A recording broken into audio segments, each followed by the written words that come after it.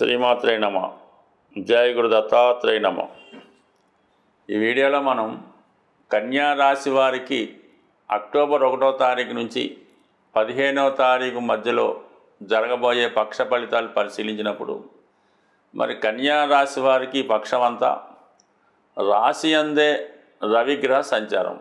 ఇది జాతకుడికి చాలా కాన్ఫిడెన్స్ని పట్టుదలని పెంచుతుంది. ఏదైనా సాధించగలం అన్నటువంటి ధీమాతో చేసే ప్రయత్నాలు చాలా విజయవంతంగా పూర్తి చేయడం జరుగుతూ ఉంటుంది. ముఖ్యంగా ఉద్యోగ ప్రయత్నాలు చేస్తున్న వారికి, అంటే ప్రభుత్వ ఉద్యోగం కానీ ఏదైనా పెద్ద సంస్థలో ఉద్యోగం చేస్తున్న వారికి చాలా వరకు మీ యొక్క ప్రయత్నాలు నెరవేరే అవకాశం ఉంది. అంటే కొంతమందికి ఏదైనా వాళ్ళ తండ్రి గారి ద్వారా కొన్ని ఉద్యోగాలు అవి రావడం జరుగుతుంటుంది. అంటే వారసత్వం కావచ్చు, కొన్ని ఎండోమెంట్స్ లాంటి డిపార్ట్మెంట్లో విధాయకంగా కొన్ని ఉద్యోగాలు ఇస్తూ ఉంటారు. కొన్ని రాజకీయ పదవులు లాంటివి కూడా కొంతమందికి రావడం, లేదంటే మీరు మీ పెద్దవాళ్ళు చేసినటువంటి వ్యాపార సంస్థల్లోకి ప్రవేశించడానికి ఇది చాలా చక్కని అనుకూలం అన్నమాట. అంటే రవి రాశిలో ఉంటూ సప్తమంలో ఉన్నటువంటి వృత్తికారకుడు శని వీక్షించడం వల్ల ఇటువంటి నామినేటెడ్ పోస్ట్ లాంటివి, వారసత్వంగా వచ్చే పదవి ఉద్యోగాలు లాంటివి ఈ సమయంలో మీకు వచ్చే అవకాశం ఉన్నది. సో అలాగే మీకు ఆదాయం పెరగడానికి కూడా మరి తొందరలో, అంటే అక్టోబర్ 18వ తారీఖు నుంచి గురువు 11వ స్థానంలోకి అతిచారం మీద కొన్ని రోజులు మీకు 11వ స్థానంలో తన ఉచ్చ స్థానంలో తను ప్రవేశించడం జరుగుతుంటుంది. అంటే సడన్గా మీరు ఊహించిన దానికన్నా అధికమైనటువంటి ఆదాయం అన్నది మీకు తొందరలో ఏర్పడబోతుంది. దానికి ప్రయత్నం మీరు ఇప్పుడు చేయడం వల్ల అది సక్సెస్ అయ్యే అవకాశం ఉన్నది. అయితే శుక్రుడు కూడా 12వ స్థానంలో ఉన్నాడు. ధనాధిపతిగా శుక్రుడు వ్యయ స్థానంలో, భాగ్యాధిపతిగా వ్యయ స్థానంలో ఉండడం వల్ల కొద్దిగా మీ పూర్వపుణ్యం వల్ల అయితేనే, మీ అదృష్టం వల్ల అయితేనే కొంతవరకు ఏదో ఒక పదవి మీకు రావడం జరుగుతూ ఉంటుంది. అంటే శుక్రుడు 12వ స్థానంలోకి వచ్చినప్పుడు జాతకుడు ఏదన్నా మనసులో కోరుకున్న కంఫర్ట్స్ లాంటివి కోరుకున్నా, ఏది కోరుకున్నా చాలా వరకు అది ఎవరో ఒకరి ద్వారా ఆ ప్రయత్నం నెరవేరడం జరుగుతూ ఉంటుంది. అయితే కొంత ధనం ఖర్చు అయినప్పుడు కూడా, కొంతమందికి బ్యాక్ డోరో ఫ్రంట్ డోరో కొంత ఖర్చు పెట్టినప్పుడు కూడా మీరు అనుకున్న పని మాత్రం ఖచ్చితంగా జరుగుతుంది. కేతు అక్కడ ఉండడం వల్ల కొంతవరకు ఏదైనా ధనం ఎవరికైనా ఇవ్వాల్సి ఉంటే, ఏదైనా ఒక ప్రయత్నం మీద ఇల్లు కొన్నప్పుడో లేదంటే ఉద్యోగం కొరకో దేని కొరకో ఇవ్వాల్సి ఉంటే అది ఎంతవరకు జెన్యూన్గా ఉన్నది అన్నది ఆలోచించవలసి ఉంటుంది. ఏదో 10,000తో అయ్యే పని ఇంకో 25,000 ఖర్చు పెట్టవచ్చు. అది ఒకసారి జాగ్రత్తగా చూసుకొని ఖర్చు పెట్టడం మాత్రం తప్పదు. వేస్ట్ అవ్వకుండా చూసుకుంటే మీ ప్రయత్నం నెరవేరే అవకాశం ఉన్నది.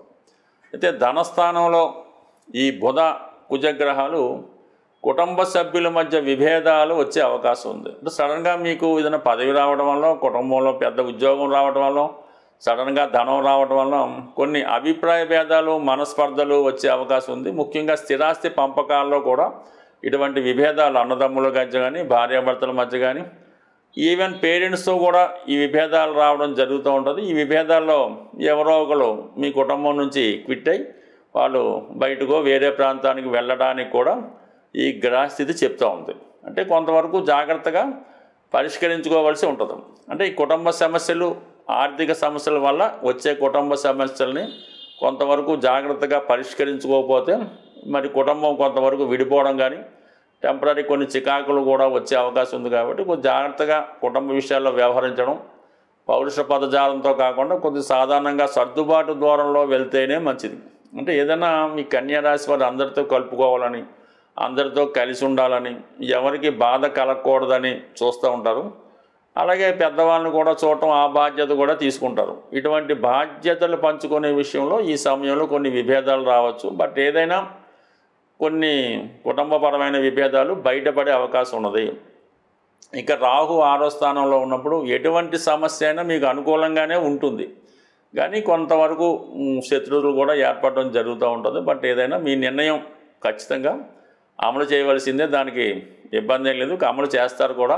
అటు ఒక విధంగా మీ హోదా పెరుగుతుంది, సంపద పెరుగుతుంది. బట్ అలాగే కొంతవరకు ఈ సమస్యలు, కుటుంబ సమస్యలు కూడా ఇబ్బంది పెట్టడం జరుగుతూ ఉంటుంది. యాస్టీజ్గానే వివాహపరమైనటువంటి సమస్యలు, వివాహ ప్రయత్నాలు వాయిదా పడడం, అలాగే ఆల్రెడీ పెళ్ళైన వాళ్ళు కూడా భార్య ఒక చోట భర్త ఒక చోట ఉండడానికి కొంతకాలం పాటు వైవాహికపరమైనటువంటి జీవితానికి, దాంపత్యానికి కొద్ది కాలం పాటు ఎడబాటు కూడా వచ్చే అవకాశం ఉంది.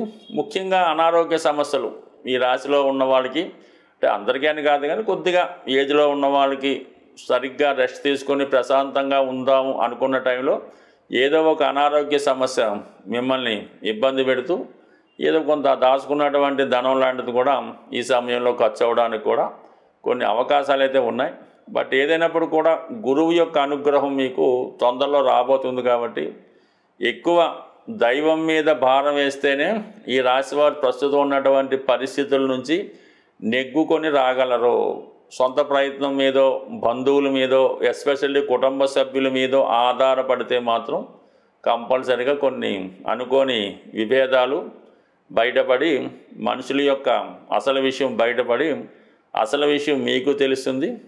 దానికి సంబంధించినటువంటి నిర్ణయం పశ్చాత్తాపం అవన్నీ కూడా కలిగే అవకాశం ఉంటుంది. ప్రస్తుతం ఎవరైనా కొన్ని ముఖ్యమైనటువంటి పనులు ప్రారంభించినప్పుడు మన యొక్క అంటే మీ నక్షత్రాన్ని బట్టి తారాబలం అని ఉంటుందన్నమాట. అంటే ప్రతిరోజు ఒక నక్షత్రం, కొన్ని హోరలు, తిథి, వార, నక్షత్ర యోగ కరణాలు ఇవన్నీ నడుస్తూ ఉంటాయి.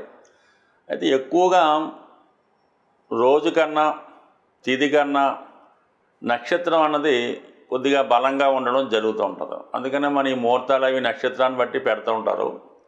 ఏదైనా అంటే ఈ పంచాంగంలో ఇవన్నీ కూడా మీకు ఉంటాయి. ఏదైనా ఒక ప్రయాణం చేస్తున్నారు, మీరు ఏదైనా ఒక పని మీద వెళ్ళినప్పుడు ఒకరిని సంప్రదించినప్పుడు క్షేమతార అంటే మీ నక్షత్రం నుంచి 4వ తార క్షేమతార అవుతుంది.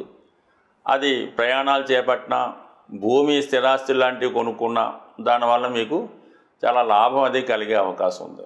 అలాగే సంపత్తార అని ఉంటుంది.